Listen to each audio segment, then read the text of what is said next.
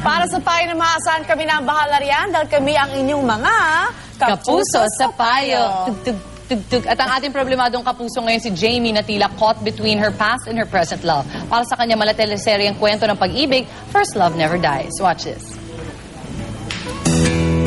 Tawagin niyo na lang ako sa pangalang Jamie, 19 years old. Gaya ng ibang magkasintahan, masaya at naging makulay ang relasyon ng boyfriend kong si Mark. Pinat ka ba? Bakit? Kasi pinatibok mo ang puso ko. Nakakakilig naman yun. Sa halos 3 taon naming magkasintahan, masasabi kong isa siyang ideal boyfriend. Pero tilang matamis naming samahan, unti-unting tumatabang dala ng malimit na pag-aaway. At ang mga simpleng away noon, mas lumala Problema ko, pa. ha? Ang tagal-tagal ko naghihintay sa'yo kahapon, hindi ka man lang nag-text.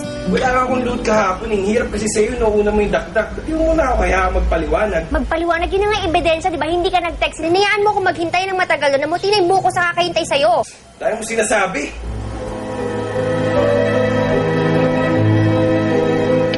At tila nagbibiro pa ang tadhana. Dahil naging mas komplikado ang lahat sa pagbabalik ng isang bahagi ng aking nakaraan.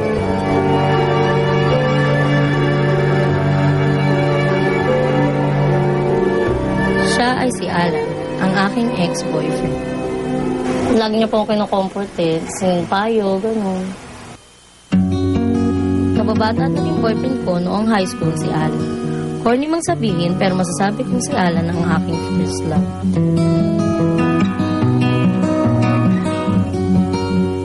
Tumagal rin ng 7 months ang aming pagsasama hanggang sa magkahiwalay kami noong college. At ngayon na muli siyang nagbalik, naging madalas ang kamustahan namin sa text. Dito nagsimula ang kakaiba kong nararamdaman. Tila nanumbalik ang feelings ko kay Alan na akala ko'y limot ko na noon.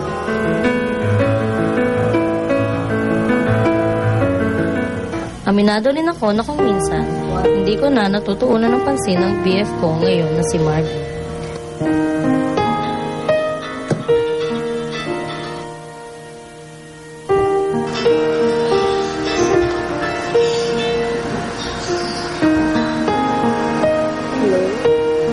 Hi, Jamie. Kamusta? Baka nakastorbo ako, ah. Wala naman akong ginagawa ngayon eh. Sigurado ka? Pwede ka ba tonight? O sige, pwede naman akong lumabas ngayon. Hanggang sa mapansin na mismo ni Marvin ang pagiging malamig ng aming Ikaw pagsasama. nga hindi sumasagot sa mga tawag ko, pati nga I love you ko, di mo sinasagot eh. Baka sa iba mo na sinasabi yan. Ganun ba ang tingin mo sa akin, ha? Salamat, ha? Binigyan mo ko ng rason para magdalawang isip sa'yo.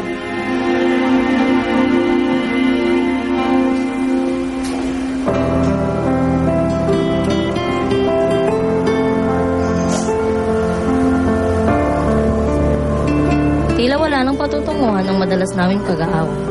Pero masakit para sa akin na itapon ng 3 taong relasyon namin ni Marvin. Sa gitna ng aking kalungkutan, nandyan si Alan. Ang unang nagpatibok ng aking puso at muling nagbibigay ngiti sa akin. Litong-lito na po ang aking puso. Tama po ba ang nararamdaman ko para kay Alan? Ano po ang aking gagawin?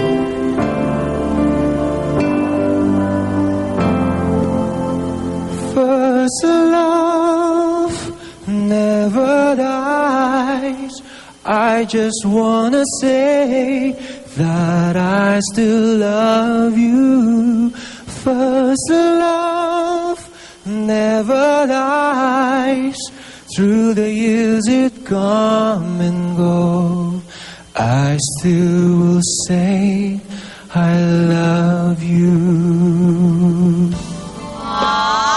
Akapela. Tayo maring din, syempre pareho tayong happy sa ating present relationship. Pero ito si Jamie, medyo hindi happy sa kanyang present. Kaya naman ang past binabalikan.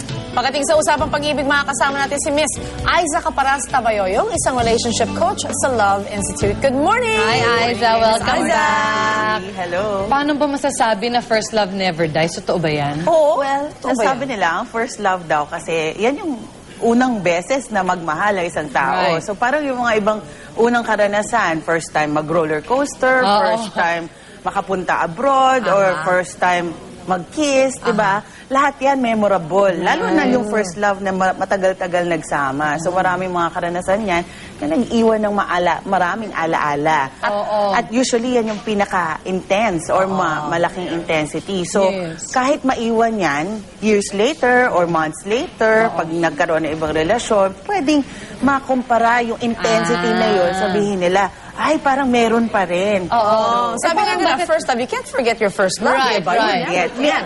Mas lalong yun. Siguro more on first love cannot be easily forgotten. Yeah. Yes. Pero sa kay si Jamie, ano ba ang dapat niyang gawin? O paano niya dapat harapin itong masosolusyon yung confusion niya between Marvin at Alan? Okay, kasi parang kung ako si Jamie, titimbangin ko kung ano ang mas mahalaga sa akin. Kasi magti 3 years na yata sila ni Alan. Yes. Na panghihinayang ba doon sa 3 years na yon? Or pag-wonder, what if, ano kaya kung ituloy namin What could have been? ni Marvin, kung ano yung what could have been. So maybe siguro, ang mahalaga doon, hindi niya pagsabayin kasi baka maging unfair siya doon sa isa. So kung pwede siguro bago niya ituloy yung pagde-date niya kay Marvin, pwede makipaghiwalay muna siya kay Alan. Yun nga lang, may chance na hindi siya babalikan ni Alan pag na-realize niya nagkamali siya. So, alin doon ang mas matimbang sa kanya? At alamin din niya ano yung motibo niya. Bakit niya gustong ituloy or balikan yung kanila ni Marvin? Dahil lang ba doon sa what if? Dahil ba may Or problema pag siya di siya masaya presently. kay Alan na imbis na harapin niya yon, medyo tumataka siya, na-entertain niya yung atensyon na binibigay sa kanya ni Marvin. So, Kasi bakit ka magta-try sa iba? Kung masaya ka naman kung nasaan That's ka, diba? correct. So may Correct. kulang din siguro sa Correct. relationship nila. Correct. Would you suggest na kunwari aminin niya na, parang nagugustuhan niya ulit yung ex niya? Or sure shot na break na yon? Kung pwede nga, kung hahanapin niya na solusyon yung relationship niya kay Alan, lumayo-layo muna siya kay Marvin kasi pwede siya maguluhan eh. Yes. Kung kumpara niya yung kilig na nararamdaman niya kay Marvin o pati mismo yung pagkatao nilang dalawa, instead na mag-focus siya sa problema nila ni Alan. So, hindi mo susolusyonan ng isa pang problema, ang problema mo Tama. ngayon. Correct. So, Correct. let go and then let's see. Okay. Good luck I like sa'yo. that. Let go and let's see. Ayan. Thank you so much, Miss Aiza. You're welcome. Salamat. Good luck din kay Jamie. Oo nga, talaga good luck, Jamie. Of course, sa mga napakagandang payo, maraming salamat. Jamie, sana nakatulong kami sa'yo. Try to sort out o ayusin na yung love life para happy ka na kung sino mo makakasama sa dating na Valentine's Day. But don't force it.